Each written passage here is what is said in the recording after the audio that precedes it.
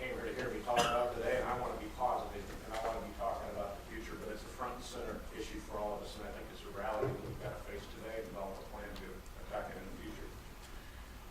I know I, for one, have felt the stress of excess supervision and regulation.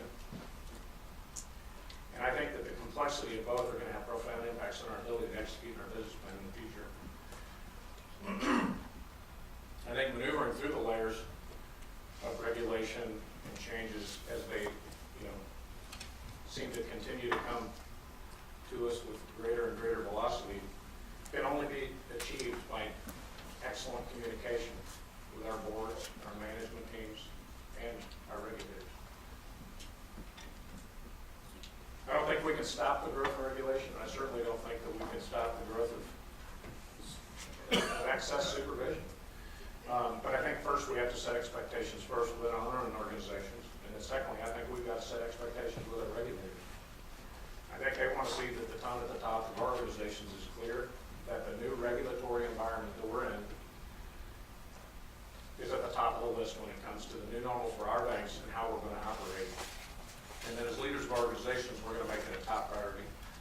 Further, we have to demonstrate that we're going to allocate the proper resources to get us there and to have adequate systems in place to be successful in spite of those challenges. I think that if you have your house in order and keep it that way, I think you should be subject to less regulation and less supervision, provided that the proper communication channels are in place with our banking regulators to alert them to trends that we have on our side of our own organization that are deviating from our business plan. And if you don't have a business plan on file with your regulatory agencies, you might want to talk to the noble banker in the room today to understand the joy of deviations from a business plan. And you might want to begin for your own organizations to understand why that is. The regulators hate surprises. And maybe none of us should be experiencing deviations from our business plans of a material nature, no matter whether we're in the noble bank or not, without significant involvement with our board and communication with the regulators. I think it's a front and center